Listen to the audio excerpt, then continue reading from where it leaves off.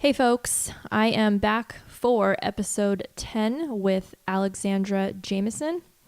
This was a bit of a different episode, largely because it took an unexpected turn into the political realm, something I wasn't really prepared for or expecting. But that's good because, it's nice when life throws you a challenge, and I feel like you learn the most from situations like that. But it all started out with me saying something about Joe Rogan and Kevin Hart in a recent podcast that they did. We were talking about comedy, and my guest Alex labeled Joe Rogan alongside toxic masculinity. I personally don't think there's anything toxic about his work. I love what he does, and he's personally someone that I look up to as a mentor. I get so many valuable things from his work, and so as soon as she said that and that interaction happened, naturally I felt a bit of unease in my gut. Especially with the term toxic masculinity. I know it's being said a lot out there and kind of goes into politics, and the conversation just sort of continued on from there. So I would be lying if I said I wasn't anxious while discussing some of the things we discussed in this episode. All the keyboard warriors out there love to tell you how they're feeling and what they think. But I thought for this intro, for those listening, I would give my high-level political opinions in a state of less anxiety than I was in during this episode.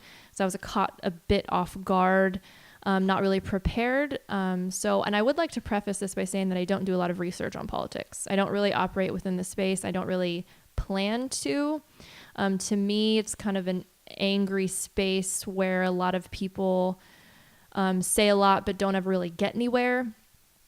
So the things I'm about to say are just more high-level opinions and some things that I wish I would have touched upon in the podcast, but didn't. Also some things that we didn't even talk about in the podcast, but just some things that I feel like I want to share with my listeners, just to kind of paint a better picture of where I stand with what I believe in.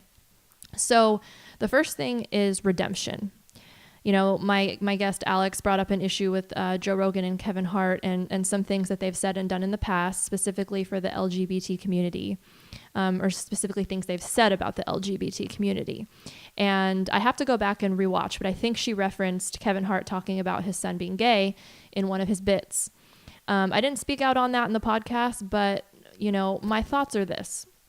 There has to be some sort of level of redemption for people that have said or done wrong things in the past. There has to be. Otherwise, if we're going to hold something that someone's done 10 years ago against them, it's just what type of world are we living in if that's the case? And Kevin Hart has openly talked about this and what he said. It's a strange time. We live in these times right now where the culture and people are looking for fuck-ups, and they're looking for these fuck-ups to try to tear people down. And I don't believe in that, because I believe in redemption, and I believe that people can change and own their mistakes. And I just believe in that. And, people make mistakes. And my guest, Alex, I know she believes in that too. That's the message that she spreads.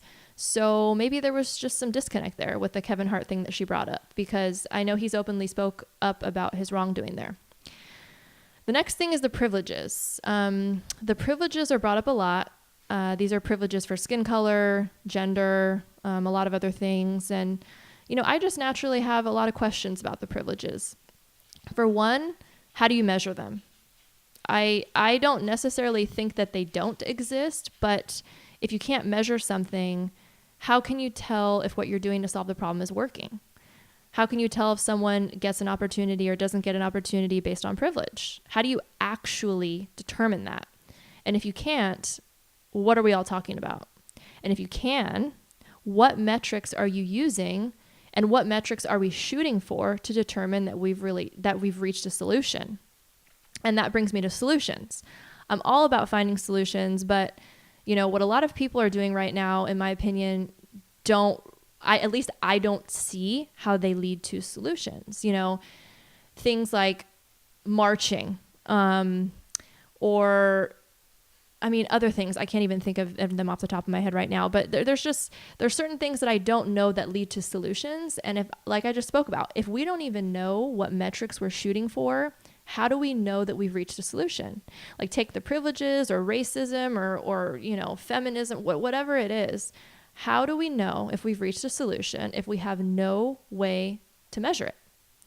To me, that doesn't make a whole lot of sense, at least when I think about it in a logical way with reason. It just, if somebody can explain that to me, come on the podcast. I would love to talk to you about it. The next thing, blanket statements. These are statements when, people make like a statement, everyone is like this or everyone is not like this. When these are made, I just don't vibe with them at all. They're just not true because no one has the intellectual ability to confirm such a statement, as there is absolutely no way to know that every single person in the world, there's just no way to know every single person in the world or what they think or what they do. It's just impossible. So if someone says something like everybody is this way or everybody is not this way, it's hard for me to get on that page at all because it's just not aligned with what I believe at all. Everybody's an individual. And then the last thing is labels. I grew up in a way where I don't feel like I saw color or gender. Kids don't see these things. They are taught to them. And I very much felt this way as a child. It's, it was never taught to me. I just saw people, individuals, in their unique ways of life and what they did. That's just what I saw. And to me, using labels promotes separation amongst individuals, and it furthers the divide. Things like a woman of color or a white man. It keeps us farther apart from each other, because if you really look at children in pure consciousness, kids don't see these things in the way that we see them now. So to me, that can only confirm that they are learned. And when they're learned, they can be unlearned. So it's not a thing. To me, it furthers a divide, and that's all I'm going to say about that. So that is it for my political spiel. And I just wanted to kind of put that out there because, like I said, this episode, it kind of took an unexpected turn. It gave me some anxiety because I wasn't really prepared for it, and it's always controversial to talk about these sort of things. But I'm glad it happened. We still had a great conversation about a lot of different stuff. That sounded pretty lame. A lot of different things. But now back to my guest. I want to introduce her. Her name is Alexandra Jameson. She is an author of a few books, Women, Food, and Desire, and Getting to Hell Yes. And she also is the co-creator and co-star of the Oscar-nominated documentary Super Size Me. I'm sure you've probably heard of that. So many people have heard of that. She had no idea how popular that actually was going to get when they were making it. So that was pretty cool. She currently is a mentor, life and health coach, a motivational guide for thousands, and it's her mission to empower women to create epic lives by honoring their creative desires and kicking shame and fear to the curb. Those are her words. She hosts a podcast, Her Rules Radio, where she talks about wellness, cravings, sexuality, and more. Her work has been praised by many big names, some that you probably recognize: Oprah, The Today Show, Dr. Oz, Martha Stewart Living, New York Times, many others. And in this episode, we talked a lot. We actually started talking about her path from being vegan and heading this vegan movement when she did Super Size Me, and then actually getting really sick from being a vegan and the years of shame, and then having to announce to her community that she was no longer vegan, and just everything that came with that, and that rebirth that came because she got so much hate mail, so much shame. And I personally brought her on the podcast to focus on that, which we did for about the first 30 to 40% of the episode, to focus on that, because I thought it was a great example for many of us out here, being involved in an ideological group for so long and then basically announcing your exit and all of the shit that comes with that.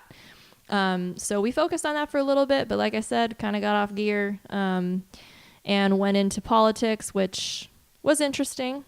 I hope you guys enjoy it.